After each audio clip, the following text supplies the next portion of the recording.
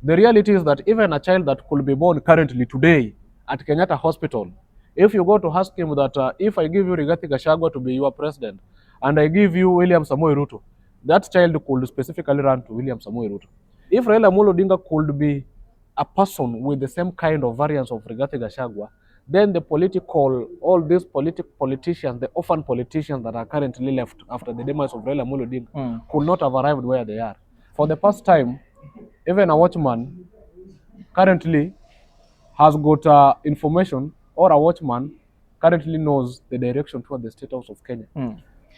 Inakuja Tonga Nguvu. I go by the name of Ochino, the only Kenyan who is a man, a boy, and also a friend. And of course, when we see us seated here, it's because you're having a conversation that you've requested for us to have. And of course, today's conversation is a very interesting conversation. It's a conversation surrounding the political analysis of the current Kenyan political space. And of course, to have this conversation, we have a friend of the show, Oluoch Babu. Yeah. Oluoch. Yes. Karibu sana. Nashukuru sana wa. Unajua saizi we're in the political space. Landscape inachukua another direction. Yes. And of course, it's very interesting because also a lot of young people are also very interested with what is going on in the country. Yeah. And it's also very prudent for us to have conversations that at least analyze the political observation and also the political happenings in the country. First of all, how have you been doing personally before you even get into the conversation of the day? For me, I've been just tweeting, of course, media platforms, accessing the media platform and see, because you know we can't live without accessing how the political affairs of the nation is being tackled. So we are supposed to narrow down and see how our nation is being run. A failure to that, then you are not a good patriot of the fourth estate. So we have been good and we have been rather with all the political affairs that have been taking place in Kenyan political landscape. Yeah. And of course, the political temperatures, of course, there is a time that it may rise sana, and the leaders when come out, wameenda kurusha tribal comments that are seen as the inflammatory remarks. Yes. And we saw the NCIC that is responsible for curbing such remarks coming out and saying that, and also the IBC saying that we'll work together. Some leaders that are when end up poor disqualified. Yes. So, according to the NCIC, I will congratulate their effort to summon those kind of leaders that are trying to make this nation to be a nation of chaos and memes. Because you know we are in a nation that we are being bounded by the Constitution of Kenya, and the preamble must be preserved. So if we find some of the leaders that are trying to titillate the minds of Kenyans by the name of a future prosperity and endeavor, yet they are preaching reconnaissance and they are the custodian of public inflammatory and tribal rhetorics, though such kind of leaders should not be tolerated by any means possible. And therefore, I saw the NCIC directing their attention toward the Deputy President of the Republic of Kenya, that is Rigathi Gachagua, and the current Cabinet Secretary for Health, that is Waziri Aden Duale, due to their speech that they made recently there.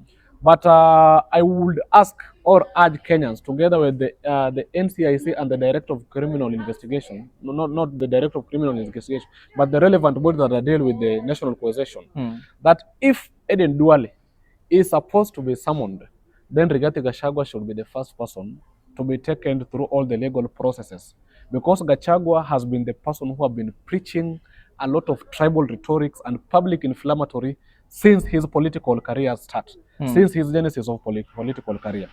Anything that Rigathi Gachagua speak is something that cannot even direct us toward a prosperity and endeavor as a nation, or at even his jurisdiction of the Madeira constituency. Those people are not well conversant with Rigathi Gachagua's political affairs, because if you see his politics, it's only politics that have been directed toward a specific jurisdiction, a jurisdiction of only Mount Kenya. So it will be reduced to Madeira constituency. I remember at a time whereby Raila Amolo Odinga was the national opposition leader, the way Rigathi Gachagua is purporting to be currently. Raila's politics was not directed or was not centered in Nyanza fraternity, but Raila's political affairs and utterances in public domain was directed to the entire nation. Akitoka Mombasa, ako Busia, ako Kakamega, Raila alikuwa anashinda akienda Central siku mingi sana. Hata huo Gachagua wakati baba yake alikufa, brother yake Raila alikuwa, lakini yeye tangu akuwe impeached, hata wakati anza tu siasa yake, huo jamaa siasa yake na kuanga tu sisi kama watu wa mlima, kama hujashikana na mlima hauwezi fanya hii na hii na hii. And those politics of tribal bigotry cannot impact into economic development and future prosperity of this nation. And that is the reason why I could say that the current president of the Republic of Kenya has done a marvelous job of redistributing economic resources to the all countries, all counties of this nation, according to the chapter 11 of the Constitution of the Devolved Government. Something that there is no any president of the Republic of Kenya that has been done. And if Rigathi Gachagua saying these economic resources being distributed, for instance, in Busia County, a place known as Funyula, or in Bumala, or in my county in Siaya, a place known as Ugenya, this person is veering mad, is running mad because they have that sense of entitlement that the economic development is only preserved for those that have been invented in power in more than 35 years. And we as the youth of the nation, simply because we are being used as a tool, Ochino, I'm speaking on behalf of the youth, because most youths are being used as a tool simply because they are desperate. Some of them are they're experiencing setbacks in matters of unemployment. So these politicians have found an advantage of using them to titillate the minds in order to promote their political personalities, rather than giving them a correct direction that is going, or providing them with a civic education that can make them to reawaken their collective consciousness and do whatever rights, and that can gain them an income. So I'm speaking to them that the kind of politics that are being played in Kenyans currently, in Kenyan political landscape, according to as my assessment, is politics that haven't been done since independence. Even Raila himself has not involved in this kind of petty politics that is being done. It's being handled by the Rigathi Gachagua and the all opposition at large. That is the reason sometimes you could see Kalonzo Musyoka going exile. People are asking themselves that where is Kalonzo Musyoka? Has he going to set out to join President William Ruto, of which I could be a dog of it? If that is the direction that Kalonzo Musyoka could have been to follow, then I could dog at him without any fear of contradiction. I could back him. Speaking of Rigathi Gachagua, Yes. Since his impeachment as DP, his political profile has risen all the way to being seen as the top honcho in the opposition politics. And when they came together to form the united opposition, he has been seen as the one who has the most political clout. And his political background, or his political population, political constituency, that's the word, is the Mount Kenya region. And if you look at the Kenyan political space, if you have a solid political base or a political constituency, you are the one who is seen as the one who is the leader. But it's now emerging that there are some leaders, some principals within the united opposition who appear now to be uncomfortable, and they are coming out publicly to say that they are comfortable with Rigathi Gachagua's take. They're saying he's overreaching or overstepping. Are they unfair to say that? Because for him, he's saying he has the numbers, he has the constituency. He says that he's the one who's working the most in that whole coalition. Is he correct to say that, or are the ones who are saying that anakuwa unfair kwa in the united opposition, are they the ones who are now lazy how a campaign kama yeye? At first, for those leaders that are saying that Rigathi Gachagua is unfair for them in the opposition, if I could be one of those leaders, then at this time I could be feeling vindicated. Because the reality is that even a child that could be born currently today at Kenyatta Hospital, if you go to ask him that if I give you Rigathi Gachagua to be your president, and I give you William Samoei Ruto, that child could specifically run to William Samoei Ruto. Because Gachagua is a man with a dark heart. And a man with a dark heart, even an angel of God cannot accept him. So those leaders, in fact, I would congratulate Honorable, the incoming Meru Governor, Peter Munya.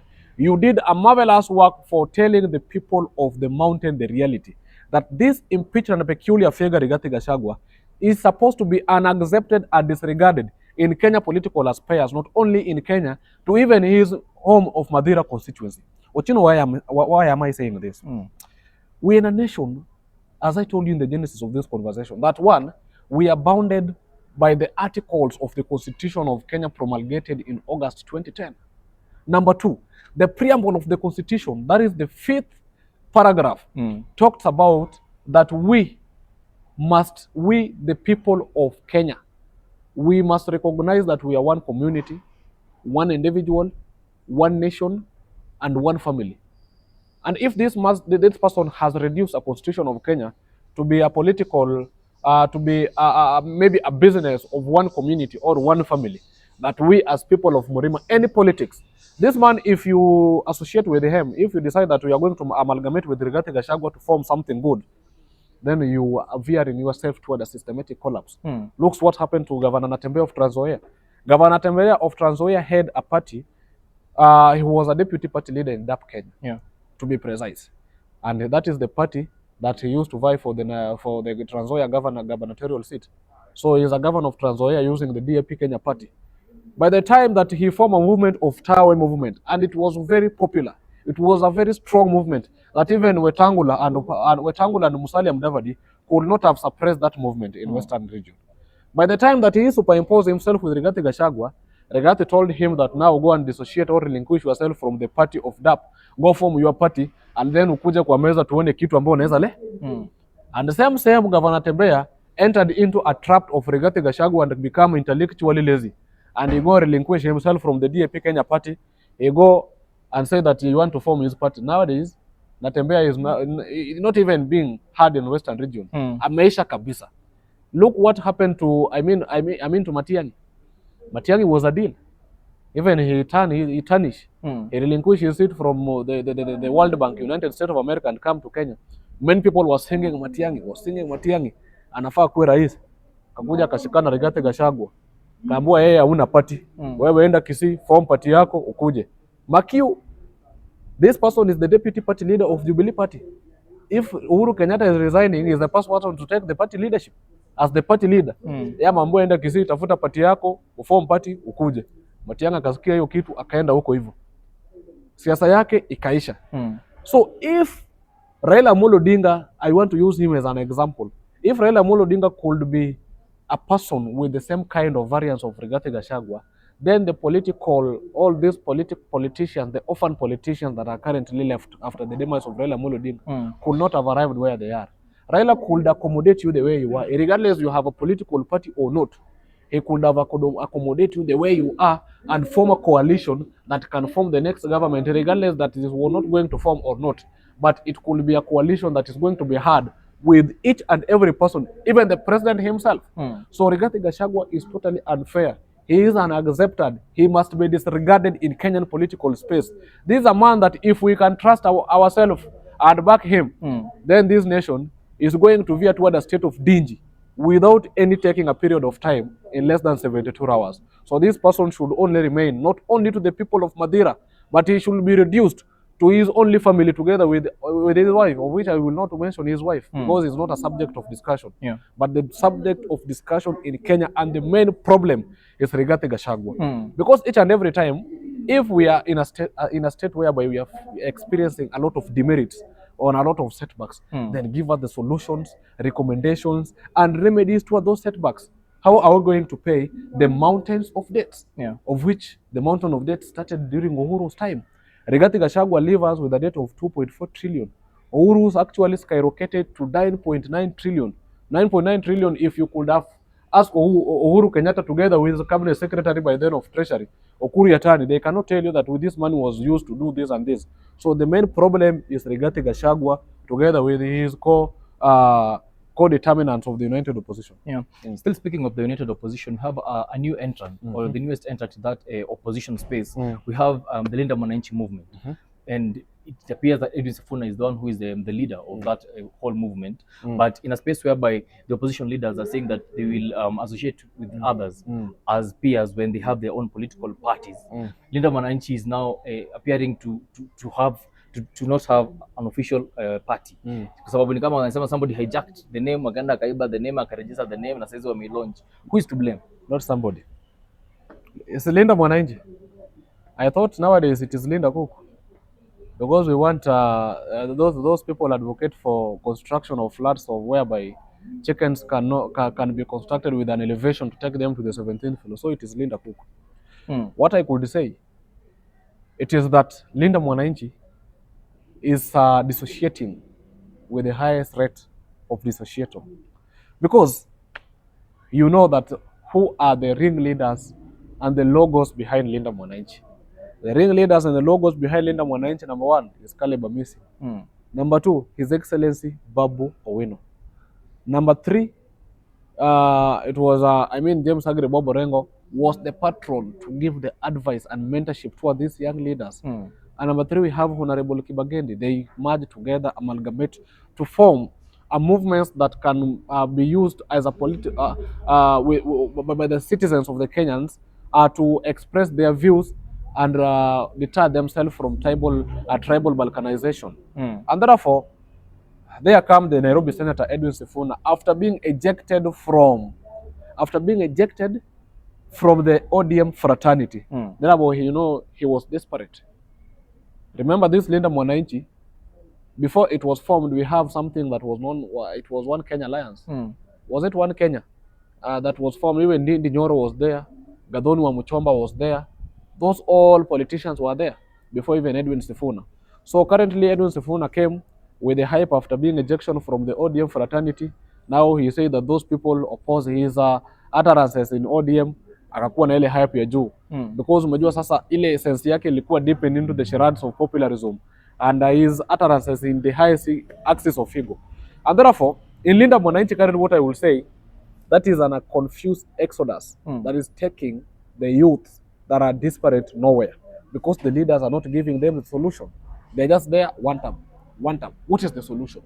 It was ironical that even this Edwin Sifuna that have been taken as the head honcho of the Linda Mwananchi Amafas movement was recently in Citizen TV and asked a simple question with by Yvonne Okwara Matole.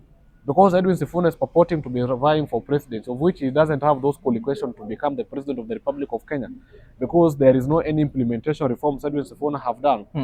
He doesn't have those qualities. He is not a polytragon. He is not a good diplomat. You could see with the interview that Edwin Sifuna do, even Babu Wina is better than Edwin Sifuna. Ako kwa Citizen, then a person is being asked, now you as the incoming president of the Republic of Kenya, which economic policies will you introduce to despite this kind of economic recession and bind all democratic principles toward the future prosperity and endeavor? Then a person who is becoming a president answering that that question is not supposed to meant for me. I am a lawyer. You could have directed toward the economist. And the same question, if you could have asked Dr. William Samoei Ruto back then in 2013, he could have answered it with the palpable manifestos, with the regarded agendas that is going to be used toward the presidential campaign. So this man is a total failure. He is unaccepted to be, or he is not preferred. He is not fit enough to become the president. I would advise him to sit under the real political politagonists that are currently there and learn how the politics are being done, so that come 2022, when William Samoei Ruto will be vacating the office, he can have those competency and consistency of taking the leadership of the presidency of this nation. So currently Linda Mwananchi is confused, and that is the reason why, if I will talk about this Linda Party is something that I know it was existing. Yeah. It was existing currently, because you cannot form a movement. You are running with people. In fact, most of the youth in every corridors of this nation like a headless chicken without telling them the agenda that we are going to use. It's not a party. There is no agenda. It's just a movement it is a force. Yet these people that have registered this Linda Party, those are the people that people should have followed currently, because that is a party. It has got structures and it has got the objective towards whatever they want. So we are supposed to follow what has got an objective that has got the grievances of the people. So for Edwin Sifuna, I could regard it as a Linda Kuku in Funyula or in Kandu in Bungoma County. Yes. Moving on now, speaking of the general elections, which, according to us, up to now, we know that the official date for the general elections is 10th August 2027. But there are some new developments, and the courts are pronouncing themselves. It's like the election should be happening a little bit earlier than that. Will you see any changes, or how do you understand that whole situation? I could understand that whole as a situation whereby, as I told you, we're in a nation that we are not controlled by a specific individual, but we're being controlled by the Constitution of Kenya. And all articles must be followed, not be compromised. I think the election that was done according to the Constitution of Kenya was election of 2013 to 2017. Then after 2017 to 2022, we didn't follow the right articles in the Constitution, starting with Article 101. The duly election and the retiring limit of the all elected public servants should retire after the period of 5 years after the first election that have been done. In the second Tuesday, that should be 8th of Tuesday of the 5th year. And therefore, if you calculate, after we did our election in the year 2022, that is in August, if you calculate the 5th year, then you'll find that in August 2022, up to the next general election, it will be in the August, of which it is I mean in next week, the second Tuesday, it will be around 10th, 11th. That is the August of next week, Tuesday. That is according to the Constitution of Kenya, that is the day that the election is supposed to be conducted. And therefore, I was a person, I have an organization that is registered, known as Chama Cha Katiba. And in that Chama Cha Katiba, we are advocating for constitutionalism, and we are providing what we know as the civic education. And we have partnered with Uraia and Katiba Institute in matters of providing constitutionalism. So we must, despite this ignorance that the people have been putting in their senses for so long time, if the term limit for the members of parliament, for instance, is supposed to be retiring, in fact, it was supposed to retire in July. The constitution has been compromised. It has been extended. We are not emphasizing, or we are not even expecting any conversation or any disclose from the above relevant bodies are supposed to cater for the constitutionalism. And therefore, I could respect the court verdict today. They have ruled the election is supposed to be done next week. That is on Tuesday, according to the Constitution of Kenya, promulgated in 2010. So the Kenyans should follow the Constitution. If you are compromising the Constitution, then even in the future, we will be in a disorganized state. So we are supposed to make our state to be a state of immense potential currently, rather than waiting till late, whereby we are going to be into a dissociating zone, a nation with a lot of memes and chaos. So let us plan it currently, and let us respect the court verdict that have been made today. Yeah. The election is next week, and I wonder how there are some people that doesn't have even campaign money. So I don't know how they are going to manage even mounting their campaign observer in those corridors, every polling station.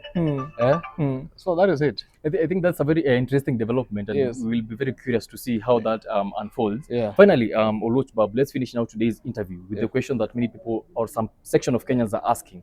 We've been seeing the president hosting delegations from different parts of the country, from different sectors, from different industries, in various areas in the Kenyan space.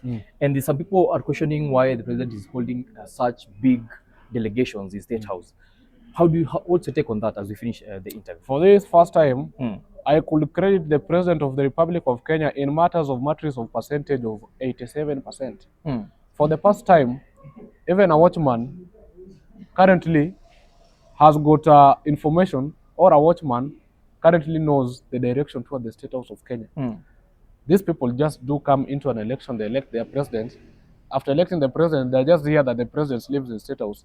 I mean, during Kibaki's and Uhuru's time, we were being told that even a bee that is flying around the corridors of State House is being actually sprayed with a poison that is killing them. So I wonder that if that is a bee, what about a human being or a citizen like me? So currently, even a youth, even a person who comes from a poor background knows the direction toward the State House and can go to the State House and sit and have a conversation with the president in face to face. That is something that we are supposed to credit the President of the Republic of Kenya for allowing people for the first time to go and know where their elected leader, the national symbols, lives from. It is something that we should appreciate, because mimi sijaijua hata corridor State House inakuanga wapi. Mimi nasikianga tu State House Road iko hapa hivi, ukitoka hapo Uhuru Park Serena, that is State House Road. National Integrity Center, that is State House Road. But nikisikianga tu hiyo, I don't know where State House being allocated. What I know is that State House around Starehe, considered as some parts of Westland. But sijui inakuanga wapi. I don't know even the gates of State House, even the smell of State House, the way it is. Nowadays, the people knows how State House looks like, how the State House have been developed, how the presidents live in State House, interacting with the people in State House. That is a credit that the president has made, that the people should go where the elected leaders live from. The people should go and interact with their president to the State House. And that's the reason why you see some people that have been deepened themselves into the sense of entitlement for so many years, saying that the president have actually demeaned the progress of the State House, or have demeaned the title of State House by welcoming the people from poor background to the State House. These people from poor background are the bosses of those people that are living in the State House. And the president have abided by that respect, that the people that have elected me must come to State House and have a conversation with me. And that is what we should do.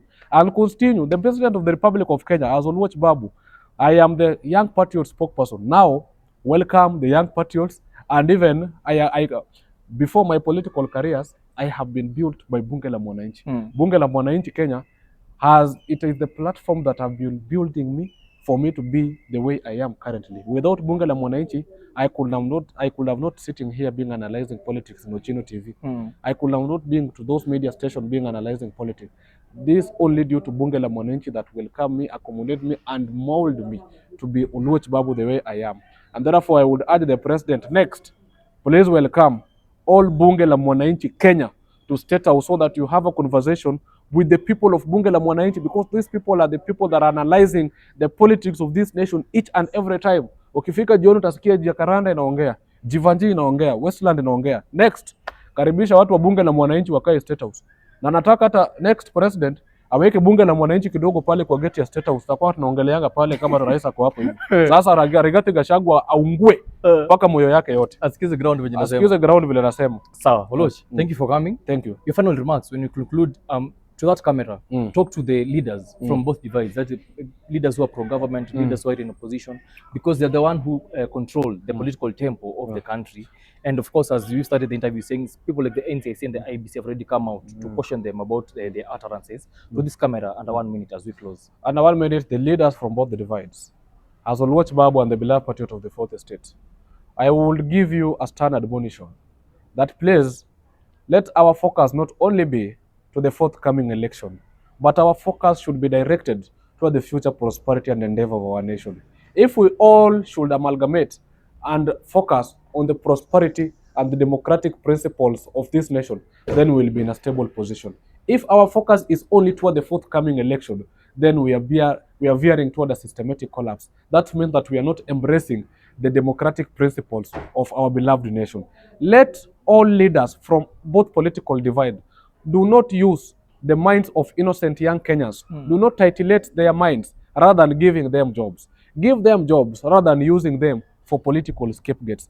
Kenyans, the beloved youth, are desperate for unemployment, are desperate for good leadership. What they want, it is good leadership, and economic determinants, and economic development is a key determinant for future prosperity and endeavor. So let's build our nation, let's build our future rather than focusing in scapegoats and focusing in comical discourse. Thank you very much. Asante sana Ochino. Thank you for coming. Thank you. And of course, when we reach out next time, at least when something else also emerges, create time at least. When you create time, umeweza kufika. Tuongee. Sawa. Asante. And also, if you're watching and maybe it's your first time watching and you maybe have a different opinion or you have a different suggestion of the topics that you have discussed here, hapa chini kwa comment section, give us your opinion, give us your comments, so that even when Oluoch Babu goes and sits down and watches this interview again, anaweza kusoma your comment and your opinion and maybe adjust a thing or two on how he views the current Kenyan political space. I've been host Ochino, the only Kenyan who is a man, a boy, and also a friend. Till next time, keep it locked. Thank you, sir.